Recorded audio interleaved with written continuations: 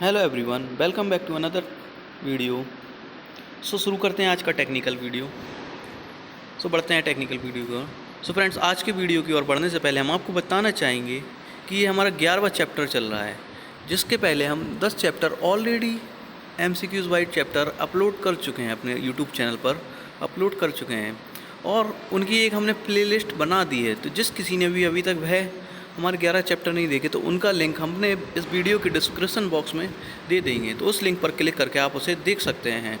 और हाँ फ्रेंड्स, एक 260 मोस्ट इम्पॉर्टेंट MCQs की जो कि हमारे निम्मी पैटर्न पर आधारित हैं, उनकी भी एक प्लेलिस्ट हमने अलग से बना दी है, तो उसका लिंक भी हम अपने वीडियो के डिस्क्रिप्शन बॉक्स में दे देंगे। तो देखते हैं आज हम क्या पढ़ने वाले हैं। तो आज हम आउटसाइड माइक्रोमीटर इस चैप्टर में, inside micrometer, depth micrometer, vernier caliper इत्यादि से रिलेटेड क्वेश्चन सॉल्व करेंगे। बढ़ते हैं अगले वीडियो की ओर। शुरू करते हैं आज का वीडियो। फ्रेंड्स, वीडियो शुरू करने से पहले हम आप सभी से कहना चाहेंगे कि यदि अभी आप हमारे चैनल पर नए हैं या अभी तक हमारे चैनल बेरोजगार टेक्निकल क्लासेस को सब्सक्राइब नहीं किया है तो इसको सब्सक्राइब करें और बेल आइकन के बटन को दबाएं, जिससे कि हम आपके लिए डेली वीडियो ला रहे हैं तो उसका नोटिफिकेशन आपको मिलता रहे। तो चलिए शुरू करते हैं आज का टेक्निकल क्वेश्चन। तो आजकल हमारा पहला टेक्निकल क्वेश्चन है कि बर्नियल बेवल प्रोटेक्टर में 5 मिनट की लीस्ट काउंट प्राप्त करने के लिए 23 मैन स्केल के में विभाजित किया जाता है। तो देखिए, हमें बताना है कि जो हमारा बर्नियल बेवल प्रोटेक्टर होता है उसमें हमें 5 मिनट की लीस्ट काउंट प्राप्त करनी है। तो उसके लिए हम जो 23 मैन स्केल के डिवीज़न को कितने बराबर भागों में बांटेंगे, तो उसको हम 23 को बराबर 12 भागों में बांटते हैं। तो ऑप्शन ए 12 बराबर भागों में सही हो जाएंगे। तो जो हमारे 23 मैन स्केल डिवीज़न होते हैं उन्हें हम 12 बर्नियर स्केल डिवीज़न में बांटते हैं। तो ऑप्शन ए सही हो जाएगा। नेक्स्ट टेक्निकल क्वेश्चन, छोटे साइज के इनसाइड माइक्रोमीटर की स्लीप पर किस रेंज में ग्रेजुएशन होती हैं। तो देखिए, जो हमारा छोटा साइज का इनसाइड माइक्रोमीटर है तो उसकी स्लीप पर हमारे किस रेंज में ग्रेजुएशन होती हैं, तो वह होती हैं हमारी 30 mm की रेंज में ग्रेजुएशन होती हैं, जो हमारा इनसाइड माइक्रोमीटर है उसकी स्लीप पर। Next technical question, vernier depth gauge का प्रयोग किसे मापने के लिए करते हैं। तो देखिए, जो हमारा वर्नियर डेप्थ गेज है उसका प्रयोग हम किसे नापने के लिए करते हैं, तो हम जो डेप्थ गेज है उसका प्रयोग हम step hole, option C step blind hole की गहराई नापने के लिए हम वर्नियर डेप्थ गेज का प्रयोग करते हैं। Next technical question, vernier bevel protector में के निम्न में से किस भाग पर मेन स्केल डिवीज़न बने होते हैं। तो देखिए, हमें बताना है कि बर्नियल बेवल प्रोटेक्टर का ऐसा कौन सा भाग है जिस पर मेन स्केल डिवीज़न बने होते हैं। तो किस पर बने होते हैं, तो वह ऑप्शन बी डिस्क पर बने होते हैं। जो हमारे मेन स्केल डिवीज़न है वह हमारे डिस्क पर बने होते हैं। Next technical question, vernier bevel protractor के साथ माप लेते समय प्रायः कौन सा भाग रेफरेंस सतह की तरह प्रयोग में लाया जाता है। तो देखिए, हमें बताना है कि जब हम माप लेते हैं बर्नियर बेवल प्रोटेक्टर के साथ तो ऐसा कौन सा भाग है जिसे हम रेफरेंस या संदर्भ सतह के रूप में यूज़ करते हैं। तो वह हमारा ऑप्शन है स्टॉक सही हो जाएगा। स्टॉक को हम रेफरेंस सतह के रूप में यूज़ करते हैं कब, बर्नियर बेवल प्रोटेक्टर के साथ माप लेते समय। नेक्स्ट टेक्निकल क्वेश्चन, निम्न में से किस एक माइक्रोमीटर में थिम्बल और स्लीप ग्रेजुएशन है आउटसाइड माइक्रोमीटर की अपेक्षा विपरीत दिशा में बनी होती हैं। फ्रेंड्स, हमें इसमें बताना है कि ये माइक्रोमीटर दिए गए हैं, ये 4, इनमें से ऐसा कौन सा माइक्रोमीटर है जिसकी ग्रेजुएशन है आउटसाइड माइक्रोमीटर की अपोजिट होती हैं। तो वह हमारा ऑप्शन बी डेप्थ माइक्रोमीटर, जिसकी ग्रेजुएशन है हमारी आउटसाइड माइक्रोमीटर की अपोजिट होती हैं। नेक्स्ट क्वेश्चन, फ्रेंड्स, आपकी जानकारी के लिए बता दें कि अभी हम ये ऑप्शनल वाइज वीडियो सॉल्व करवा रहे हैं। यदि आप लोग का सपोर्ट हमें इसी तरह मिलता रहा तो हम आपके लिए 0 लेवल से एडवांस लेवल तक चैप्टर 1 से लेकर आखिरी चैप्टर तक थ्योरी कंप्लीट करवाएंगे, डीपली थ्योरी, जिसमें हम बताएंगे कि माइक्रोमीटर क्या होता है, ये कितने प्रकार के होते हैं, कौन से माइक्रोमीटर की कितनी रीडिंग होती है, जीरो एरर क्या होती है, पॉजिटिव एरर और नेगेटिव एरर क्या होती है। फ्रेंड, डीपली इस सबको हम आपको बताएंगे कि कौन सा माइक्रोमीटर किस मटेरियल का बना होता है। तो कृपया करके हमें सपोर्ट करते रहिए और हमारे वीडियो को लाइक और शेयर जरूर करें, जिससे हम आपके लिए और वीडियो ला सकें। नेक्स्ट क्वेश्चन है हमारा, किसी माइक्रोमीटर में 0.03 mm की नेगेटिव एरर है। यदि माइक्रोमीटर में किसी जॉब को मापा जाता है तो 40.53 mm माप आ जाती है, तो सही रीडिंग क्या है। तो देखिए, इस माइक्रोमीटर में 0.03 mm की नेगेटिव एरर है। यदि माइक्रोमीटर में किसी जॉब का माप हम 40.53 माप आता है तो सही रीडिंग क्या है वो हमें बतानी है। तो देखिए जो हमारी नेगेटिव एरर होती है फ्रेंड्स, सबसे पहले हम आपको बताना चाहेंगे, तो जो नेगेटिव एरर होती है उसको हम जोड़ देते हैं, जो हमारी वास्तविक रीडिंग है उसमें हम जोड़ देते हैं। तो हमारी जो वास्तविक रीडिंग अभी आ रही है 40.53, अब जो हमारी नेगेटिव एरर है 0.03 की है, तो इसको हम प्लस कर देंगे इसमें, तो हमारी जो रीडिंग हो जाएगी वास्तविक रीडिंग 40.56 हो जाएगी। तो आंसर ये देखिए किस पर मिलता है ये, तो ये देखिए हमारा आंसर है 45, ऑप्शन बी 40.56 सही हो जाएगा। Next technical question. हमारा नेक्स्ट टेक्निकल क्वेश्चन है, किसी माइक्रोमीटर में 0.02 की पॉजिटिव एरर है। यदि माइक्रोमीटर में किसी जॉब को मापा जाता है तो वास्तविक रीडिंग हमारी 25.41 mm आ जाती है। तो सही रीडिंग क्या है? तो सही रीडिंग निकालने के लिए जो पॉजिटिव एरर होती है उसे हम वास्तविक रीडिंग में से घटा देते हैं। तो देखिए जो हमारी जो एरर है इसको हम इस रीडिंग में से घटा देंगे, तो हमारी कितना बचेगा? तो हमारा बचेगा 25.39 आंसर आएगा। तो ये देखिए किस में मिलता है ऑप्शन, हमारा ऑप्शन ए सही हो जाएगा। नेक्स्ट टेक्निकल क्वेश्चन, बर्नियल कैलीपर का लीस्ट काउंट निम्न में से किसके बराबर होता है? तो देखिए जो हमारी बर्नियल कैलीपर की लीस्ट काउंट होती है वह होती है एक मैन स्केल डिवीज़न का मान माइनस एक बर्नियर स्केल डिवीज़न का मान। तो ऑप्शन ए हमारा एक मैन स्केल डिवीज़न का मान तथा एक माइनस एक बर्नियर स्केल के डिवीज़न के मान के बराबर हमारी बर्नियल कैलीपर की लीस्ट काउंट होती है। नेक्स्ट क्वेश्चन, हमारा नेक्स्ट टेक्निकल क्वेश्चन है, माइक्रोमीटर में रैचेट स्टॉप का क्या कार्य होता है? तो देखिए जो हमारा रैचेट स्टॉप है उसका हमें कार्य बताना है कि माइक्रोमीटर में उसका कार्य हम किस लिए करते हैं। तो जो हमारा रैचेट स्टॉप है उसका कार्य माइक्रोमीटर में समान मात्रा में प्रेशर लगाने के लिए करते हैं। तो यूनिफॉर्म प्रेशर लगाने के लिए हम रैचेट स्टॉप का कार्य होता है। तो इसका ऑप्शन ए सही हो जाएगा। प्रेशर को कंट्रोल करने के लिए रैचेट स्टॉप का प्रयोग किया जाता है। Next technical question, dial test indicator के प्लंजर की लीनियर मोशन को पॉइंटर की रोटरी मोशन में बदलने के लिए निम्नलिखित में से किस मैकेनिज्म का प्रयोग में लाया जाता है? तो देखिए जो हमारा डायल टेस्ट इंडिकेटर होता है इसके लीनियर मोशन को रोटरी मोशन में बदलने के लिए कौन सा मैकेनिज्म प्रयोग में लाया जाता है? तो वह होता है option B rack and pinion mechanism, rack and pinion mechanism. तो देखिए इसमें कुछ ऐसी प्रकार की रैक होती है जैसे हम रैक बोलते हैं, इस पर दांते कटे होते हैं, और पिनियन एक हमारा गियर होता है जिसमें इस तरफ के दांते बने होते हैं। जब ये दोनों मैच हो जाती हैं तो इसको हम रैक और पिनियन मैकेनिज्म कहते हैं। इस मैकेनिज्म का प्रयोग लीनियर यानी कि रेखीय गति को पॉइंटर या रोटरी गति में यानी कि वृत्तीय गति में बदलने के लिए हम रैक और पिनियन मेथड का यूज़ करते हैं। नेक्स्ट क्वेश्चन, तो हमारा नेक्स्ट टेक्निकल क्वेश्चन है, माइक्रोमीटर में ज़ीरो एरर से अभिप्राय होता है। तो देखिए जो हमारा माइक्रोमीटर है उसमें हमें बताना है कि ज़ीरो एरर से क्या अभिप्राय है। तो ज़ीरो एरर का मतलब क्या है? तो ऑप्शन डी, जब मेजरिंग फेस संपर्क में मिलान नहीं करते, जब हम माइक्रोमीटर को पूरी तरह बंद कर देते हैं, जिसमें कि हमारा जो माइक्रोमीटर के थिम्बल का ज़ीरो एनविल की डेटम लाइन के मैच में आ जाए, ज़ीरो लाइन के मैच में आ जाने पर, और हमारे जो मेजरिंग फेस होते हैं यानी थिम्बल, स्पिंडल और एनविल मिलान नहीं करते, तब उस रीडिंग को हम ज़ीरो एरर कहते हैं। अब ये कुछ भी हो सकती है, पॉजिटिव एरर भी हो सकती है और नेगेटिव एरर भी हो सकती है। तो जीरो रीडिंग हम किसे कहते हैं? जब मेजरिंग फेस संपर्क में मिलान नहीं करते उसे हम जीरो एरर कहते हैं। नेक्स्ट टेक्निकल क्वेश्चन हमारा, 50 से 75 mm वाले माइक्रोमीटर की ज़ीरो रीडिंग क्या होगी? सो फ्रेंड्स देखिए जो हमारे जो 50 से 75 mm वाला माइक्रोमीटर है इसकी ज़ीरो रीडिंग सबसे पहले 50 mm होगी। तो ऑप्शन डी 50 mm सही हो जाएगा, इसकी रीडिंग 50 mm होगी। जो हमारा 75 से 100 mm वाला होगा इसकी ज़ीरो रीडिंग 75 mm होगी। नेक्स्ट टेक्निकल क्वेश्चन, एक आउटसाइड माइक्रोमीटर में नेगेटिव एरर है, सही रीडिंग ली जा सकती है। तो देखिए जो हमारी सही रीडिंग है, नेगेटिव एरर हमने बताया था कि जो नेगेटिव एरर होती है उसे हम वास्तविक रीडिंग में जोड़ देते हैं। तो ऑप्शन देखें क्या पढ़ते हैं, ऑप्शन ए वास्तविक रीडिंग में नेगेटिव एरर को जोड़कर हम सही रीडिंग प्राप्त कर सकते हैं। तो चलिए नेक्स्ट टेक्निकल क्वेश्चन की ओर।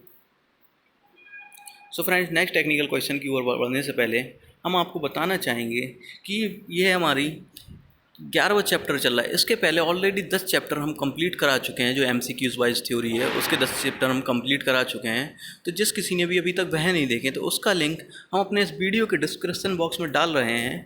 तो अभी उस लिंक पर क्लिक करके आप वह वीडियो देख सकते हैं। उसकी हमने एक प्ले लिस्ट बनाई है। और हाँ फ्रेंड्स, 260 मोस्ट इंपॉर्टेंट MCQs की भी हमने एक प्ले लिस्ट बनाई है, जिसमें कि निम्न पैटर्न पर आधारित क्वेश्चन हमने सॉल्व करवाए हैं, जो कि आजकल एग्ज़ाम में ज़्यादातर रिपीटेड हो रहे हैं। तो उनकी लिंक भी हमने अपने वीडियो के डिस्क्रिप्शन बॉक्स में प्रोवाइड कर दी है, तो वह भी जाकर आप देख सकते हैं। तो बढ़ते हैं नेक्स्ट टेक्निकल क्वेश्चन की ओर। बर्नियल वेवर प्रोटेक्टर निम्न में से किस सिद्धांत पर कार्य करता है? तो देखिए, जो हमारा बर्नियल वेवर प्रोटेक्टर है, हमें बताना है कि वह किस सिद्धांत पर कार्य करता है। तो वह हमारा ऑप्शन डी, बर्नियल स्केल व मेन स्केल के अंतर के आधार पर हमारा बर्नियल वेवर प्रोटेक्टर काम करता है। तो बर्नियल स्केल व मेन स्केल के अंतर के आधार पर सही हो जाएगा, हमारा बर्नियल वेवर प्रोटेक्टर काम करता है।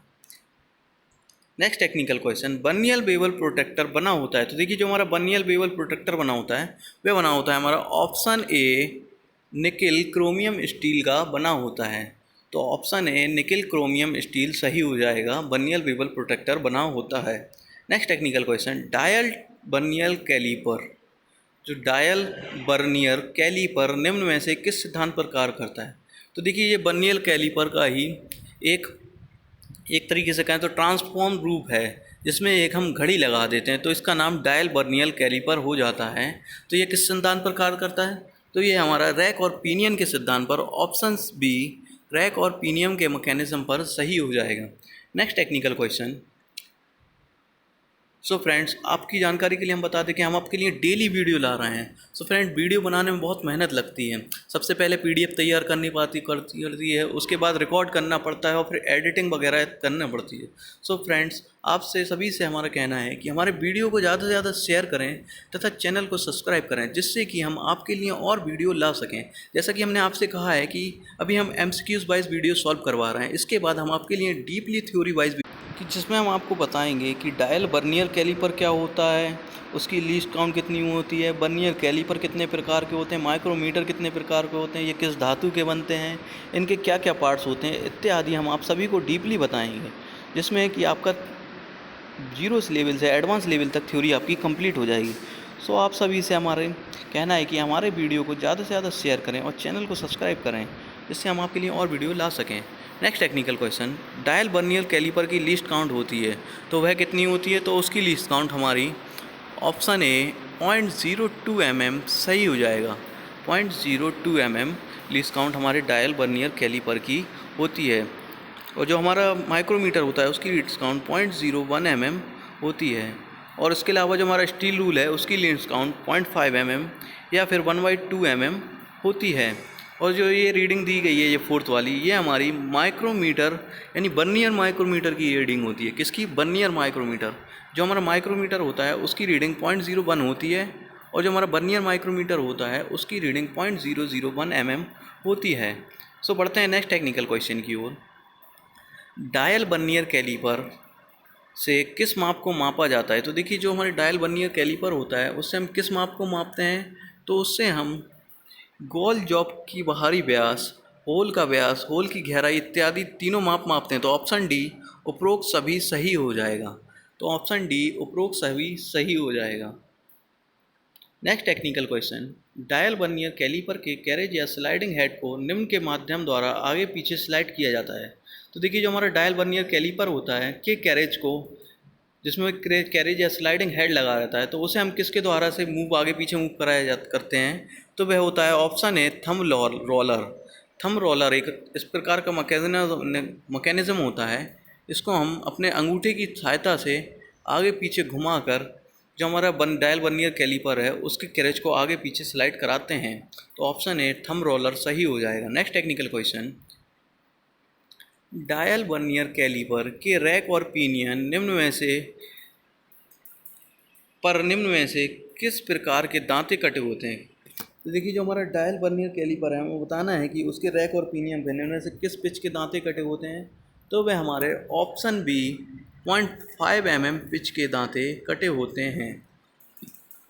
Next technical question, vernier caliper की डेप्थ बार निम्न में से किस भाग के साथ जुड़ी रहती है। तो देखिए जो हमारा वर्नियर कैलिपर है उसमें एक डेप्थ बार लगी होती है जिसका प्रयोग हम गहराइयों को, स्लॉट की गहराइयों को नापने इत्यादि के लिए करते हैं, स्लॉट या खांचों की गहराई नापने के लिए करते हैं। तो वह हमारी किससे जुड़ी होती है। तो वह हमारी वर्नियर हेड या कैरेज से। ऑप्शन डी सही हो जाएगा, वर्नियर हेड या कैरेज से जुड़ी होती है। क्या जुड़ी होती है, हमारी depth bar. Next technical question, dial caliper के पिनियन में कुल दांतों की संख्या होती है। तो देखिए जो हमारा डायल कैलिपर होता है उसके पिनियन में हमारे जो दांतों की संख्या होगी वह कितनी होगी। तो ऑप्शन ए 10 सही हो जाएगी। जो हमारे पिनियन है उसमें दांतों की संख्या 10 होगी, ऑप्शन ए सही हो जाएगा। नेक्स्ट टेक्निकल क्वेश्चन, निम्न में से किस वर्नियर कैलिपर का प्रयोग तंग जगहों का माप लेने के लिए किया जाता है। तो देखिए हमें बताना है कि ऐसा कौन सा वर्नियर कैलिपर है जिसका प्रयोग हम तंग जगहों पर माप लेने के लिए करते हैं। तो option B knife edge caliper, vernier caliper सही हो जाएगा। इसके जो एज होते हैं वह चाकू के आकार के होते हैं, इसका प्रयोग हम तंग जगह पर की माप लेने के लिए करते हैं। तो option B knife edge vernier caliper सही हो जाएगा। Next technical question, outside micrometer का फ्रेम निम्न में से किस धातु का बना होता है। तो देखिए जो हमारा आउटसाइड माइक्रोमीटर है उसका जो फ्रेम होता है वह किस धातु का बना होता है। तो वह हमारा option C close grand cast iron सही हो जाएगा, क्लोज ग्रैंड कास्ट आयरन सही हो जाएगा। इसके अलावा यह इनबार स्टील, फोर्ज स्टील इत्यादि का भी बना हुआ होता है। Next technical question, outside micrometer के फ्रेम के अतिरिक्त सभी भागों में निम्न में से किस धातु के बने होते हैं। तो देखिए हमें बताना है कि जो हमारा आउटसाइड माइक्रोमीटर होता है उसमें फ्रेम के अतिरिक्त जो सभी भाग होते हैं वह किसके बने होते हैं। तो वह हमारे ऑप्शन बी इनबार स्टील के बने होते हैं। तो ऑप्शन बी इनबार स्टील सही हो जाएगा। Next technical question, outside micrometer की रेंज होती है। तो देखिए जो हमारा आउटसाइड माइक्रोमीटर है उसकी रेंज होती है तो वह होती है हमारी ऑप्शन बी 25 mm। देखिए फ्रेंड्स ये क्वेश्चन रिपीटेड है, इसके पहले भी क्वेश्चन आ चुका है। तो कितनी होती है हमारी 25 mm सही हो जाएगा। नेक्स्ट टेक्निकल क्वेश्चन, 75 से फ्रेंड जो हमारा 75 से 100 mm साइज के आउटसाइड माइक्रोमीटर की ज़ीरो रीडिंग है वह क्या है हमें बताना है। तो इसके पहले देखिए हम बता चुके हैं आपको पिछले क्वेश्चन में कि जो हमारा 75 से 100 mm रेंज वाला माइक्रोमीटर होता है उसकी ज़ीरो रीडिंग क्या होगी। तो वह होगी ऑप्शन डी 75 mm। 75 mm इसकी ज़ीरो रीडिंग होगी। देखिए फ्रेंड जहाँ से हमारा माइक्रोमीटर स्टार्ट होता है वही उसकी ज़ीरो रीडिंग मानी जाती है। और इसकी ज़ीरो रीडिंग हम चेक करने के लिए एक 75 mm का टेस्ट पीस यूज़ करेंगे जिसके को हम बीच माइक्रोमीटर में लगाकर इसकी ज़ीरो रीडिंग चेक कर सकते हैं। Next technical question, metric micrometer की लीस्ट काउंट निम्न में से क्या होगी। तो देखिए जो हमारा मीट्रिक माइक्रोमीटर है तो उसकी लीस्ट काउंट हमें बतानी है कि इनमें से क्या होगी। तो उसकी लीस्ट काउंट कितनी होगी हम फ्रेंड्स बता चुके हैं आपको कितनी होगी। वह होगी हमारी ऑप्शन सी 0.01 mm सही होगी।